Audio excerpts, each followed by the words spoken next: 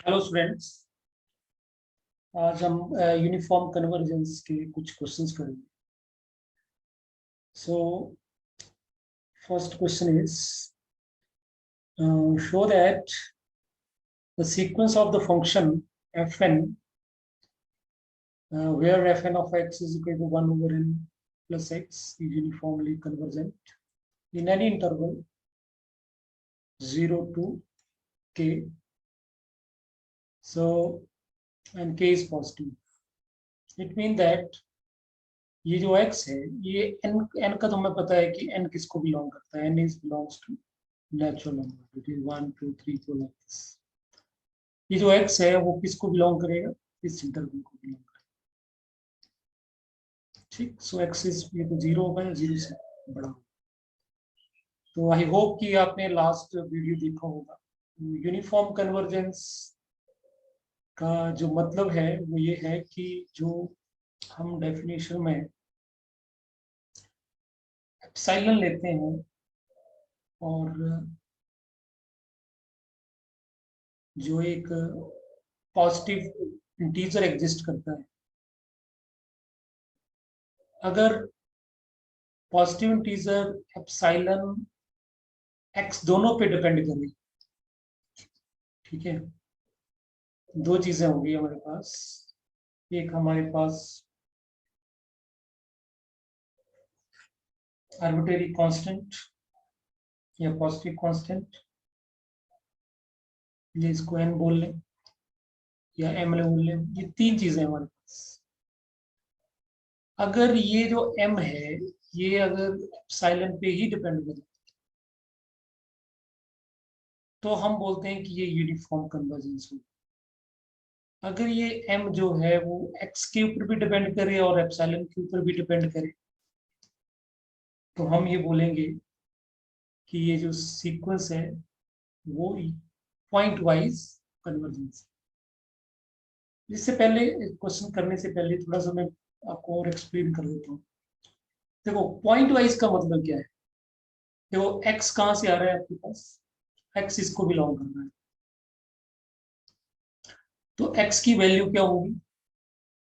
x की value 0 होगी, फिर 0.1 हो सकती है, 0.2 हो सकती है, बिकॉज ये इंटरवल है। तो इंटरवल में तो डेफिनेटली सारे रियल नंबर्स आए। और हमें तो के पता नहीं क्या है, के आपको 0 से बड़ा है। तो all numbers, all the real numbers lies between this. So अगर मैं पहला पॉइंट ले लेता हूँ, point X is equal to 0, तो हमारे पास जो सीक्वेंस बनेगी, हमें 0 पुट कर देंगे तो सीक्वेंस विल बी 1 ओवर, ये सीक्वेंस बनेगी। आई एक्स की वैल्यू 0 की वैल्यू मैं अगर 0.1 पुट कर देता हूँ तो यहाँ पे दूसरी सीक्वेंस बन जाएगी, ये 1 n प्लस 0.01। उसी तरह से 0.2 पुट करूंगा तो हमारे पास एक और सीक्वेंस बन जाएगी 0.2 के ऊपर, सो दैट विल बी 1.2। तो लाइक दिस, ये होता है पॉइंट वाइज कन्वर्जेंस। समझ में? तो एक्स की हर वैल्यू पे एक सीक्वेंस बनेगी और वो कन्वर्ज करेगी। तो आई आई होप सभी को पता है कि ये वाली सीक्वेंस तो ऑलवेज कन्वर्ज करती है, ठीक। और ये किसको कन्वर्ज करेगी? 0 को कन्वर्ज करेगी। तो डेफिनेटली अगर इसको 1 ऐड भी कर देंगे, 0.1 पे ऐड भी कर देंगे तब भी कोई फर्क नहीं पड़ेगा, ये भी 0 को converge करेगी, ये भी 0 को converge करेगी, ठीक। सो पॉइंट वाइज कन्वर्जेंस का मतलब होता है कि हर पॉइंट के ऊपर जो सीक्वेंस बनेगी वो कन्वर्ज करनी चाहिए। तो सबसे पहले हम जब भी कन्वर्जेंस की बात करते हैं तो सबसे पहले हम चेक करते हैं पॉइंट वाइज कन्वर्जेंस होनी चाहिए। अगर कोई सीक्वेंस पॉइंट वाइज कन्वर्जेंट होगी तभी वो कन्वर्जेंट यूनिफॉर्म कन्वर्जेंट के लिए एप्लीकेबल होगी। अगर वो कन्वर्ज ही नहीं करेगी पॉइंट वाइज तो यूनिफॉर्म कन्वर्जेंस कैसे? ठीक। तो सबसे पहले हम इसको क्वेश्चन को करते हैं। सबसे पहले हम इसकी पॉइंट वाइज कन्वर्जेंस चेक करते हैं। पॉइंट वाइज कन्वर्जेंस चेक करने का बिल्कुल सिंपल तरीका है कि आपने ये एफ एन लेना है और एफ एन की अपने वैल्यू चेक कर लेनी है, लिमिट लगा के। लिमिट लेना है n tend to infinity F N of X और limit n tend to infinity 1 upon n plus X, और ये जो x है वो किसको बिलोंग करेगा, 0 टू लेके k तक इस इंटरवल। अब यहाँ से x की जो मर्जी वैल्यू पुट कर लो आप, any value can choose from this interval, तो डेफिनेटली ये जो नंबर है वो डिनोमिनेटर में ही रहेगा, ठीक। और ऑलवेज जैसे n बहुत बड़ा नंबर होगा, n टेंड टू इन्फिनिटी, तो x की जो मर्जी वैल्यू पुट कर लो, इससे आपका बड़ा नंबर वो ऐड ही करेगा इस नंबर। तो n तो पहले ही बड़ा है, अगर इसमें एक x ऐड कर देंगे तो बहुत बड़ा बन जाएगा। तो डेफिनेटली जब 1 अपॉन बहुत बड़ा नंबर होगा, that tend to 0। So it means that this sequence fn of x is, यहाँ पे लिखते हैं for all x greater than equal to 0, which is converse या point wise conversion, is point wise convergent, ठीक, for all x greater than equal to 0, क्योंकि limit आ गई ना। अब आपको मैंने एक्सप्लेन करके बता दिया, 0.1 पे चेक कर लो, 0.1 पे, 0.2 पे, सभी पे चेक कर लो, 0 को ढूंढ। इट मीन दैट x की जो मर्जी आप वैल्यू पुट कर लो, यहाँ से जो अलग अलग सीक्वेंस बनेगी वो सारी सीक्वेंसेस 0 को कन्वर्ज करेगी। That it mean that this sequence is converge to 0 and it is point wise convergence. So now we will see कि जो लिमिट पॉइंट वाइज कन्वर्जेंस की होती है वही यूनिफॉर्म कन्वर्जेंस की होती है, लिमिट दोनों की सेम होगी, ठीक। तो अब हम चेक करेंगे कि ये जो सीक्वेंस है 0 को कन्वर्ज कर रही है, ये क्या पॉइंट वाइज ही कन्वर्ज करती है या यूनिफॉर्मली कन्वर्ज करती है। यूनिफॉर्मली का मतलब है कि उसकी इस x के ऊपर कोई डिपेंडेंस नहीं होगी। अगर x के ऊपर डिपेंडेंस होगी तो फिर वो पॉइंट वाइज ही होगी, वो यूनिफॉर्मली नहीं है। तो देखो कैसे करना है। अब हम करेंगे यूनिफॉर्मली कन्वर्जेंस के लिए, तो यहाँ लिख सकते हो फॉर यूनिफॉर्म कन्वर्जेंस, ठीक। तो सबसे पहले हम ये लेके चलेंगे F N of X minus F of X, ये लेके चलेंगे, ठीक। और एफ ऑफ एक्स आपका यही होगा, this will be F of x, क्योंकि एफ ऑफ एक्स जो होता है लिमिट होता है, जो पॉइंट वाइज की लिमिट होगी वही इसकी लिमिट होगी। So and this quantity should be less than epsilon मान लिया हमने, ठीक। जो डेफिनेशन लगा दी simple you can say, and अब हम इसकी वैल्यू पुट कर देते हैं एफ ऑफ एक्स की। So what we get 1 upon n plus X minus 0 less than epsilon. So n positive है, x भी पॉजिटिव है, तो इस मॉड की कोई रेलेवेंस रहती नहीं यहाँ पे। So what we get n plus X is less than epsilon, ठीक। तो यहां से हम ये ड्राइव आउट कर सकते हैं कि हमारे पास जो n प्लस एक्स है वो किससे बड़ा होगा, 1 ओवर एप्सिलॉन से बड़ा, ठीक। अब हम चेक करते हैं नंबर्स के ऊपर। नाउ हमारा x कहाँ पे बिलोंग कर रहा है, x जो है वो लाई कर रहा है 0 के बीच, ठीक। तो दोनों तरफ अगर हम यहाँ पे n ऐड कर दें, what we get n less than n plus x less than equal to n plus k, ठीक। तो हमारा इससे कोई इंटरेस्ट नहीं है, हमारा इंटरेस्ट इनसे, क्योंकि यहाँ पे एक्सप्रेशन पड़ा है। So what we conclude from here, therefore n plus k जो है वो बड़ा है किससे, n प्लस एक्स से, यहाँ पे ये चीज। और n प्लस एक्स किससे बड़ा है, 1 ओवर एप्सिलॉन से। तो यहाँ पे सीधी सी बात होगी कि जो x है, जो n प्लस k है वो किससे बड़ा होगा, 1 अपॉन एप्सिलॉन। ठीक, so it mean that n is greater than equal to 1 upon epsilon minus k। ठीक, k तो हमारा फिक्स नंबर है, वो तो इंटरवल का एंड पॉइंट है। सो इसका मतलब इस डेफिनेशन में जब हम यहाँ पे डेफिनेशन यूज करते हैं तो लिखते हैं हम for all n is greater than equal to n। ठीक, तो इसका मतलब अगर इस m को अगर इस नंबर से बड़ा ले हम, तो उस केस में देखो कहीं पे भी m जो अगर हम m अगर यही ले ले हम 1/epsilon माइनस की, तो इसमें कहीं भी x नहीं दिख रहा है। This term is independent of x। Got my point? तो we choose a positive integer m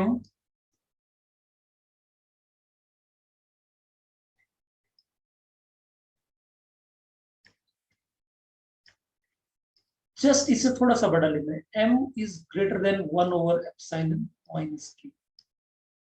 ठीक, या एट द मोस्ट इसको इक्वल भी ले सकते हैं, जस्ट ग्रेटर देन इससे बड़ा ले लेना है। तो आप यहाँ पे देखो, अगर m को हम इससे बड़ा लेना है थोड़ा सा, तो 1/epsilon माइनस के प्लस 1 ले लिया, इससे बड़ा लेना है तो 1 ऐड कर लिया मान लो। तो k और इस एप्सिलॉन और m के बीच में कहीं भी x का कोई रोल प्ले नहीं हो रहा है, x का कोई लेना देना नहीं है, क्योंकि k is value of x, कोई फिक्स वैल्यू है।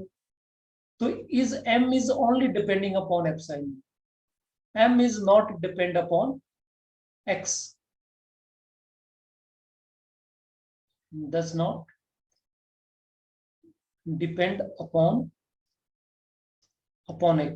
so it mean that ये जो हमारी डेफिनेशन बनी इस m के लिए, क्या डेफिनेशन बनेगी वो हमारी अब कि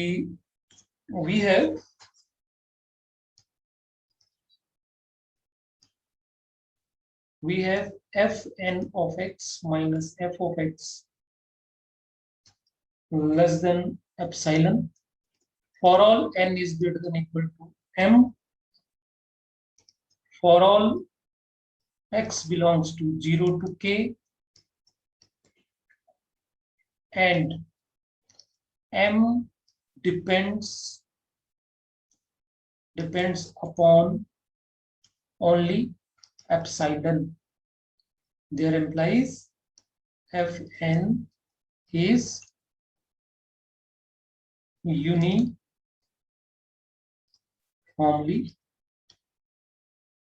convergent on this interval. So I hope you understand this. अगर आपको कोई दिक्कत आ रही है तो सबसे पहले जो लास्ट लेक्चर हमने किया था उससे अपने डेफिनेशन ध्यान से पढ़नी है। बस इतना ही फर्क है कि ये जो एप्सिलॉन है या m है, ये ओनली एप्सिलॉन पे डिपेंड करना चाहिए, x के ऊपर डिपेंड नहीं करना चाहिए। अगर x के ऊपर डिपेंड करता है तो ये यूनिफॉर्म कन्वर्जेंस नहीं होगी। आई होप कि आपको ये students, now the second example is so that the sequence fn where fn of x is equal to x raised to power n is uniformly convergent on closed interval 0 to k and k is less than 1। तो k की value 1 से छोटी होगी तभी ये uniformly convergent होगा। But only point wise convergent on this interval 0 to 1 वाले close interval में ये ओनली पॉइंट वाइज कन्वर्जेंट। तो देखते हैं सबसे पहले, देखिए सोल्यूशन में सबसे पहले हम पॉइंट वाइज चेक करेंगे। तो पॉइंट वाइज चेक करने के लिए आपको पता है कि क्या करना है, हमें सबसे पहले लिमिट लेनी। ये हमारे पास fn of x दिया है और limit x tend to infinity fn of x is equal to, अब यहाँ पे x की पावर में है n, तो डेफिनेटली दो चीजें पॉसिबल है। अगर ये x की वैल्यू अगर 1 होती है तब तो ये 1 ही आएगा। ठीक, नेगेटिव की बात ही नहीं करेंगे क्योंकि x जो है वो 0 है या 0 से बड़ा। ठीक, ये 1 है। तो 0 और 1 के बीच की बात करेंगे तो 1 के ऊपर डेफिनेटली 1 बनेगा, तो 1 के ऊपर लिमिट लगाएंगे तो 1 नहीं।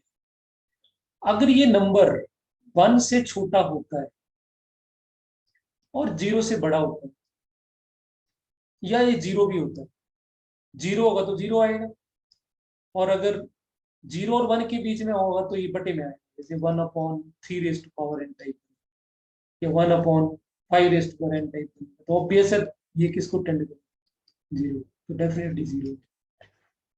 ठीक, so this is the way, it mean that ये पॉइंट वाइज कन्वर्जन करती है।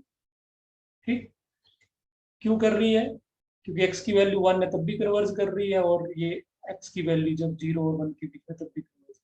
अब यहाँ पे कन्फ्यूजन नहीं क्रिएट करना है कि दो लिमिट्स आ गई, भाई लग एक x के लिए एक लिमिट आ गई, दूसरे x के लिए दूसरी लिमिट आ गई, तो इसमें फर्क क्या है। n के लिए तो जब दो लिमिट्स n के ऊपर आती थी तो हम बोलते थे कि वो लिमिट अलग अलग आ रही है n के ऊपर। ठीक है, जैसे -1 n की बात करते थे तो लिमिट्स जो आ जाती थी 1 और -1, तो हम बोलते हैं कि sequence can not be converted. But यहाँ पे केस अलग है, यहाँ पे कि जब x की वैल्यू एक और 1 पुट कर दी उसके बाद जो सीक्वेंस बनी, देखो जैसे x की वैल्यू में 1 लूंगा तो fn क्या बनेगा, बनेगा 1। तो मैं जब इस सीक्वेंस को टर्म में लिखूंगा तो कैसे बनेगी, 1 1 1 1 1 लाइक दिस, तो ये तो कन्वर्जेंट ही तो है। ठीक है, x की वैल्यू अगर मैं 1/2 लेता हूँ तो सीक्वेंस कैसे बनेगी, 1/2, 1/2 फिर 2 इस तरह से। तो डेफिनेटली ये किसको टेंड करेगी, ये 0 को भी टेंड करेगी। तो ऑब्वियस है ये, this is point wise convergence, अलग अलग पॉइंट्स के लिए भी ये कन्वर्ज कर रही है। So I think this is the real meaning. यहाँ से आपको क्लियर पता लग रहा है कि ये पॉइंट वाइज कन्वर्जेंस का मतलब क्या है। एक्स की एक वैल्यू के लिए हमारी पास लिमिट 1 आई, और बाकी जो भी वैल्यूज हैं 0 और 1 के बीच में उनके लिए limit 0। So hence this sequence fn is point wise convergent on close interval 0 to 1। अब आते हैं हम यूनिफॉर्म कन्वर्जेंस के बारे में। तो यूनिफॉर्म कन्वर्जेंस में हम क्या करेंगे, सबसे पहले फॉर यूनिफॉर्म कन्वर्जेंस, उसके लिए अलग अलग चेक करेंगे। सबसे पहले हम ऐसे करते हैं फॉर 0 और 1 के बीच में। ठीक, तो सबसे पहले डेफिनेशन लगाएंगे और एप्सिलॉन ग्रेटर देन 0, ये लेट वर्ड यूज करते हैं, let epsilon greater than 0 be given, हमने एप्सिलॉन फिक्स कर लिया। नाउ डेफिनेशन लगाएंगे तो F N of X minus F of X is equal to, अब यहाँ पे एफ ऑफ एक्स की वैल्यू आएगी यहाँ पे ये वाली, क्योंकि 0 और 1 के बीच में बात कर रहा हूँ, तो एफ ऑफ एक्स आएगा बस ये, तो दिस इज 0। ठीक, so what we get, x raised to power n is less than epsilon। ठीक है, तो ये हमारे पास लेस देन एप्सिलॉन आ गया। अब यहां से हमने क्या करना है, m ढूंढना है, पॉजिटिव नंबर ढूंढना है m, और m जो होता है वो हमारा,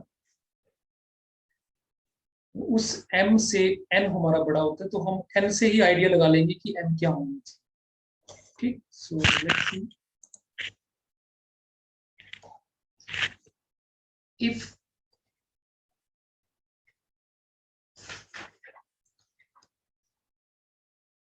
हमारे पास 1 x raise to power n जो है वो लेस देन एप्सिलॉन है। ठीक है, ये चीज आई हमारे पास। ठीक, अब अगर हम इसको दोनों तरफ रेसिप्रोकेट करते हैं तो what we get, x raise to power n is greater than 1 upon epsilon. Greater than मैंने क्यों बनाया, क्योंकि हमें यहाँ पे ग्रेटर देन का साइन चाहिए। सो और अगर मैं दोनों तरफ लॉग ले लेता हूँ, log 1 over x raised to power n, log is increasing function, so inequality change नहीं होगी। उसके बाद log m upon n का फॉर्मूला लगाएंगे, तो log 1 minus n log of x greater than log 1 minus log of epsilon. So what we get? We get from here,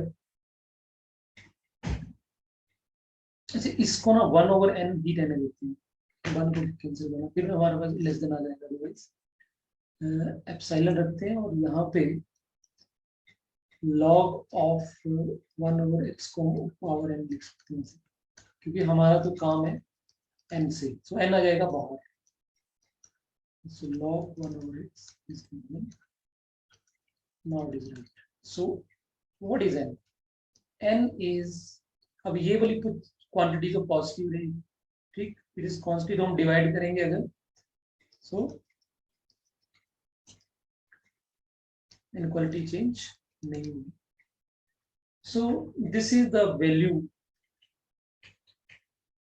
ये हम देखो, अब हमें n की वैल्यू की, n आपका इस नंबर से बड़ा होना चाहिए, बट हमें ये देखना पड़ेगा कि सबसे बड़ी वैल्यू कब आएगी, इसका बड़ी, ठीक।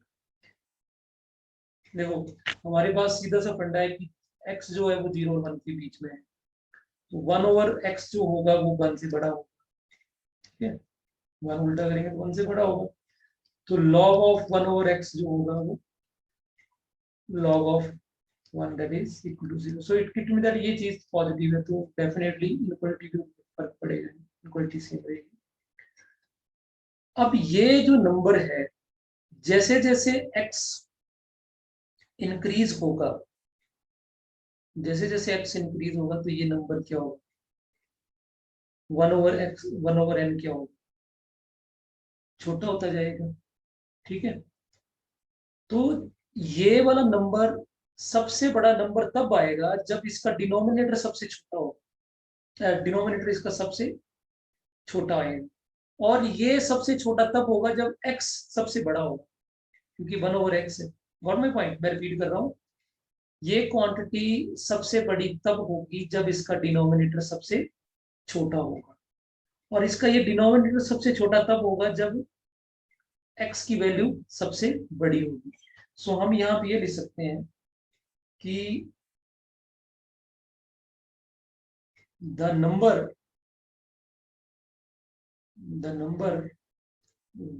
log 1 over epsilon upon log of 1 over x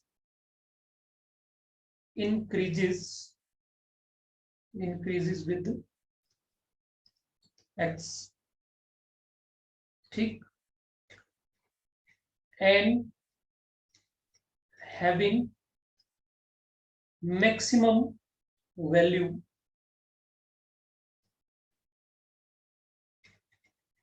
log 1 over epsilon divided by log of 1 over k, और k जो होगा x की सबसे बड़ी वैल्यू होनी चाहिए, तो हम k क्या लिख देंगे यहाँ कि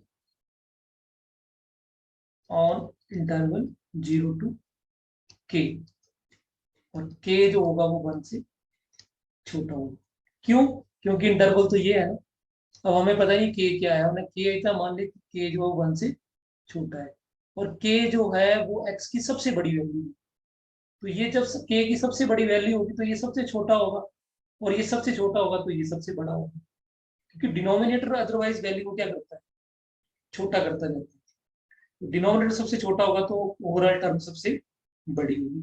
तो स्टूडेंट्स अब हमें ये देखो, हमें ये पता चल गया कि सबसे बड़ी वैल्यू जो है वो इस फंक्शन की वो ये होने वाली है, तो हम क्या करेंगे, m को थोड़ा सा इससे बढ़ा लेंगे, ठीक, सारी स्टोरी तो m के लिए बन रही है ना कि m एग्जिस्ट करना चाहिए, तो m जो होना चाहिए वो इस नंबर से बड़ा होना चाहिए। So choose a positive integer m just just greater than equal to log of 1 over epsilon over log of 1 over k। तो हम इससे बड़ा थोड़ा सा नंबर ले लेंगे m। तो हमारे पास देखो इसमें कहीं पे भी x नहीं दिख रहा है आप, तो इसका मतलब m is depending upon only sign, तो हमारी कन्वर्जेंस जो होगी वो यूनिफॉर्म होगी। So that implies fn of x minus f of x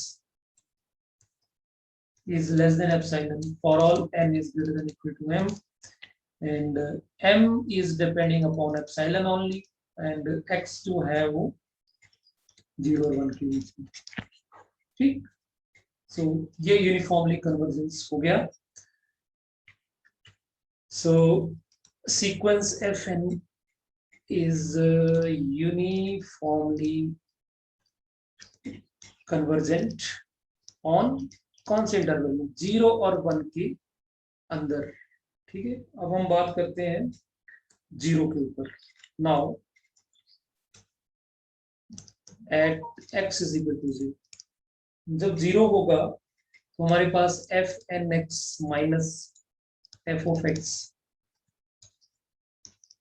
function की वैल्यू है x raise to power n, और f of x 0 पे कितना था भाई, 0 पे क्या था, 0 पे x 0 पे, ये भी 0 ही था, तो f of x की वैल्यू आ जाएगी हमारे पास 0, और x की वैल्यू भी 0 है। What we get 0 minus 0, that is